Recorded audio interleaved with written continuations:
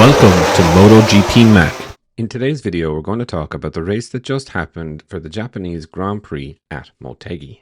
Now, before we get into it, here's how it finished. Pecco Bagnaia won it from Marc Marquez, Joan Mir, Marco Bezzecchi, Franco Morbidelli, Alex Marquez, Raul Fernandez, Fabio Quartararo, Johan Zarco, Fermin Aldeguer, Enea Bastianini, Brad Binder, Fabio Di Gianantonio, Miguel Oliveira, Samke Chantra, Maverick Vinales, Pedro Acosta, and Alex Rins was the last one across the line.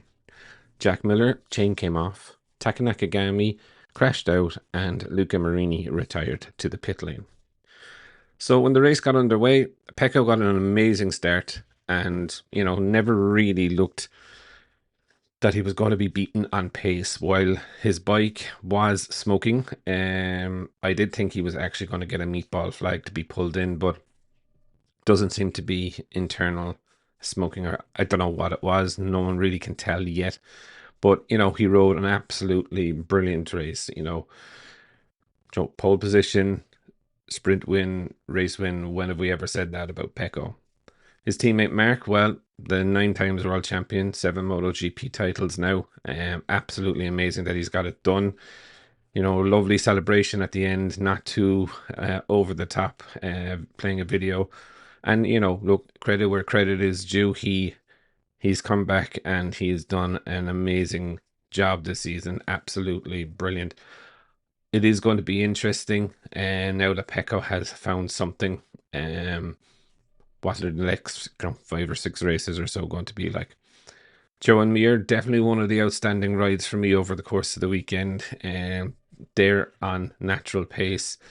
And, yes, he did lose out to Marc Marquez and stuff like that over the course of the weekend. But, really good ride. And, you put up with a couple of crashes for a stellar ride like that occasionally. Marco Bezzecchi, good ride as well, up 5 places, definitely beat up after yesterday's crash. Franco Morbidelli, though, did keep Bezzecchi somewhat honest. But again, you didn't really think Joe Morbidelli was going to get into the fight too much, let's just say.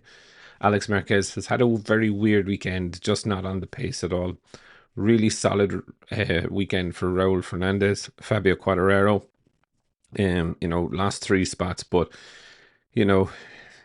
outstanding from Fabio, really, compared to the rest of the riders on the Yamaha.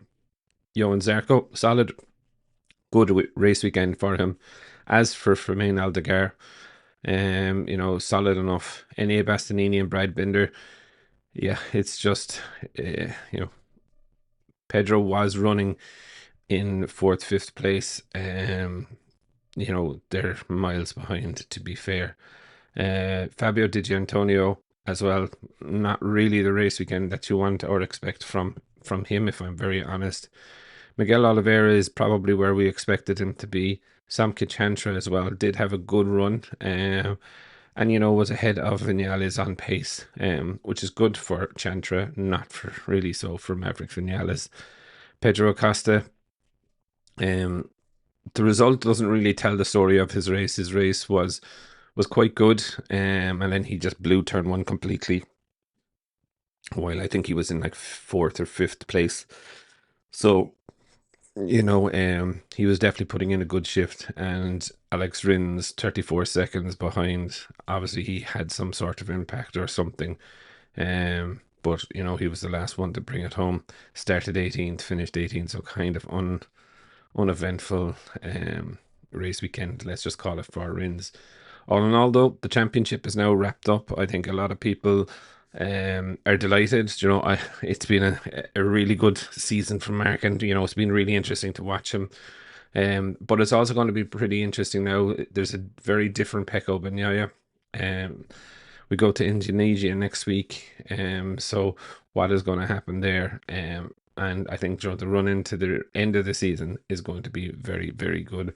I think the factory Ducati team now is already going to be majorly focusing on making sure the 26 bike is rideable for both riders, let's just say. But I would definitely love to know your thoughts. What did you think of the Japanese Grand Prix at Motegi? Definitely leave your thoughts in the comments below. And I'll be back again tomorrow with another video.